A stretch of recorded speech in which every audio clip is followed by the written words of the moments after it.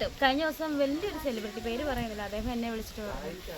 അദ്ദേഹം അത്യാവശ്യം അറിയപ്പെടുന്ന സെലിബ്രിറ്റിയാണ്. എല്ലാവർക്കും നമസ്കാരം. പുതിയൊരു വീഡിയോയിലേക്ക് എല്ലാവർക്കും സ്വാഗതം.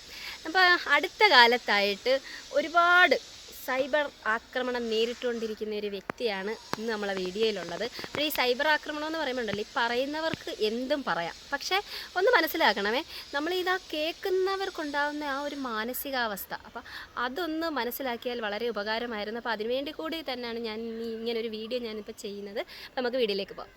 അപ്പോൾ നമ്മളെ ആളിതാണ്ട് ഇവിടെ ഇരിപ്പുണ്ട്. അപ്പോൾ ആളുടെ കുറച്ച് വിശേഷങ്ങളൊക്കെ ഇപ്പം നമുക്ക് എല്ലാവർക്കും അറിയാം, ഇല്ലയോ രേണു? അതെ അതെ, രേണു ഇപ്പോൾ ഇങ്ങനെ ഏറ്റവും കൂടുതൽ ഇല്ലയോ സൈബർ ആക്രമണം നേരിട്ടുകൊണ്ടിരിക്കുന്ന, അങ്ങനെയും പറയാൻ പറ്റത്തില്ല, വെറും സൈബർ ആക്രമണം എന്നൊന്നും പറയാൻ പറ്റത്തില്ല, അതിലേക്കും മേലേന്ന് വേണമെങ്കിൽ പറയാം, ഇല്ലേ? എന്തൊക്കെയുണ്ട് വിശേഷങ്ങൾ? ആദ്യം വിശേഷങ്ങളൊക്കെ ചെയ്യില്ലേ? സന്തോഷം ഹാപ്പി ആയിട്ട് പോകുന്നു. മക്കളൊക്കെ സുഖമായിട്ടിരിക്കുന്നു രണ്ടുപേരും. പിന്നെ പിന്നെന്ന് പറഞ്ഞു കഴിഞ്ഞാൽ ഇപ്പം രേണുവിനെ ഞാനങ്ങോട്ട് ചോദിക്കുന്നതിന് മുമ്പ് തന്നെ അറിയാം, ഇല്ലയോ? നല്ല രീതിയിൽ സൈബർ ആക്രമണം നേരിട്ടുകൊണ്ട് ഇങ്ങനെ ഇരിക്കുകയാണ്. അതെ അതെ. അപ്പോൾ അതൊക്കെ എങ്ങനെ ഫേസ് ചെയ്ത് എങ്ങനെയൊക്കെയുണ്ട്? കാരണം നമുക്ക് ഒരു പോസിറ്റീവ് ഉണ്ട്, ഒരു നെഗറ്റീവ് ഉണ്ട്. തീർച്ചയായും രണ്ടും വേണം. പോസിറ്റീവ് പറയുന്നവരെ വേണം, നെഗറ്റീവ്. എന്നാലും നമ്മൾ എന്താ പറയാ, നമുക്കൊരു ലക്ഷ്യമുണ്ട്, അത്രേ ഉള്ളൂ. അതിലൊക്കെ നമ്മൾ അങ്ങനെ പിന്നെ ഒരുപാട് നെഗറ്റീവ് കൂടുമ്പോൾ തിരിച്ച് റിപ്ലൈ കൊടുക്കാറുണ്ട്. പേഴ്സണൽ കാര്യമാണ്. ആദ്യമൊക്കെ ഒരു വിഷമമായിരിക്കും, ആദ്യം കേൾക്കുമ്പോൾ നമ്മള് വിഷമിച്ചിരുന്നിട്ട് കാര്യമില്ല എന്ന് നമുക്ക് മനസ്സിലായി. ഞാൻ വേറൊരു കാര്യം ചോദിക്കട്ടെ രേണു, നമ്മളിപ്പം നമ്മളെ സുധിച്ചേട്ടൻ്റെ ആ ഒരു ഫീൽഡിലോട്ട് തന്നെ രേണു ഇപ്പം വന്നു, ഇല്ലയോ? അപ്പം അതിലോട്ട് തന്നെ വരാൻ കാരണം സുധിച്ചേട്ടനുള്ളപ്പോഴും ഞാൻ ചേട്ടൻ്റെ കൂടെ വെബ് സീരീസ് ഒക്കെ ചെയ്തിട്ടുണ്ട്. എൻ്റെ കൂടെ ക്യാമറയ്ക്ക് മുന്നിൽ ചെയ്തിട്ടുണ്ട്. നേട്ടം പോയി കഴിഞ്ഞിട്ട് എന്താ പറയാ, ഈ കൂടെയുള്ള സഹപ്രവർത്തകരും നമുക്ക് പരിചയമുള്ളവർ തന്നെയാണ് എല്ലാവരും. കാരണം ഈ ഫീൽഡ് സുധിച്ചേട്ടൻ്റെ കൂടെ നടന്ന് അല്ലെങ്കിൽ സുധിച്ചേട്ടൻ്റെ കൂടെ ജീവിച്ച് നമുക്ക് പരിചയമുള്ളൊരു വിശ്വസ്തരുമാണ് എല്ലാവരും. നമ്മളെ സുധിച്ചേട്ടൻ്റെ വൈഫ് എന്ന നിലയിലാണ് എല്ലാവരും ഭയങ്കര കെയറിങ്ങിലാണ് കാണുന്നത്. സന്തോഷമേ ഉള്ളൂ. വിളിച്ചപ്പോൾ നമ്മൾ ചെയ്തു. അതുപോലെ ഇപ്പം നാടകമാണെങ്കിലും പ്രൊഫഷണൽ നാടകമാണെങ്കിലും അഭിനയിക്കുന്ന എല്ലാം ഹാപ്പി ആയിട്ട് തന്നെയാണ് ചെയ്യണത്. അഭിനയം ഇപ്പം നമുക്ക് ഒരു പ്രൊഫഷണലുമാണ്. അതുപോലെ നമ്മുടെ റീൽസ് ചെയ്യുകയെന്ന് പറഞ്ഞാൽ ഇപ്പം നമ്മുടെ ടൈം പാസിന് വേണ്ടി നമ്മൾ ചെയ്യുന്നത്, അതും ചേട്ടനുള്ളപ്പോൾ ചെയ്യുന്നതായിരുന്നു. അങ്ങനെ അപ്പോൾ ആ സമയത്തൊക്കെ ഇത്രയും ഇങ്ങനെ നെഗറ്റീവായിട്ടുള്ള കാര്യങ്ങൾ വരുമായിരുന്നോ? ഇല്ല, വരത്തില്ല. എന്നാന്ന് ചോദിച്ചാൽ അന്ന് സുധിച്ചേട്ടനുണ്ട്, അന്ന് വീടോ അല്ലല്ലോ. സോ അതാണ് അതിൻ്റെ പോയിന്റ്.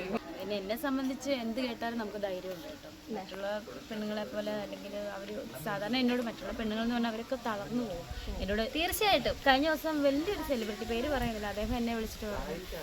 അദ്ദേഹം അത്യാവശ്യം അറിയപ്പെടുന്ന സെലിബ്രിറ്റിയാണ്. അദ്ദേഹം എന്നെ വിളിച്ചിട്ട് പറയാണ്, രേണു ഞാൻ കഴിഞ്ഞ ദിവസം ഒരു ഇൻ്റർവ്യൂവിൽ ഇത് പറഞ്ഞു, രേണു നിന്റെ സ്ഥാനത്ത് ഞാനാണെങ്കിൽ 2 നെഗറ്റീവ് കിട്ടാൻ ഞാൻ താഴെ വീഴും.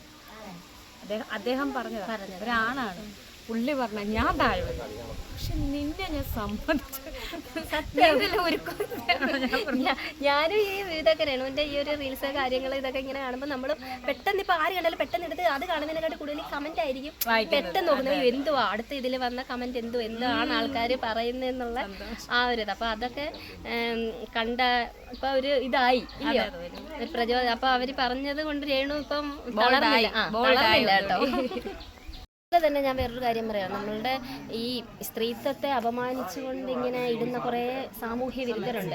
അപ്പോൾ അവരെയൊക്കെ പ്രോത്സാഹിപ്പിക്കുന്ന തരത്തിലുള്ള നിയമപാലകർ കൂടി നമ്മളുടെ സമൂഹത്തിലുണ്ട്. എന്ന് പറഞ്ഞു കഴിഞ്ഞാൽ ഇവർക്ക് ഇതിരുന്ന് എന്തും ഇടാം, ഈ സാമൂഹ്യ വിരുദ്ധർക്ക് ഇരുന്ന് എന്ത് അസഭ്യവും സ്ത്രീകളെ അങ്ങേയറ്റം അപമാനിച്ചുകൊണ്ടിടാം. പക്ഷെ അതിനെതിരെ നമ്മളൊരു പരാതിയോ കാര്യമായിട്ടൊക്കെ ചെന്ന് കഴിഞ്ഞാൽ അതിനെല്ലാം നിയമ സംവിധാനങ്ങളുണ്ടെങ്കിൽ പോലും ഇന്നത്തെ ഈ ഒരു കാലത്ത് എൻ്റെ ഒരു അഭിപ്രായം ഞാൻ പറയാം, നമ്മളത് പരാതിയായിട്ട് ചെന്ന് കഴിഞ്ഞാൽ പോലും ആ ഒരു പരാതി അതിന് വേണ്ടുന്ന ആ ഒരു ഗൗരവം പോലും കാണിക്കാത്തവരുണ്ട്.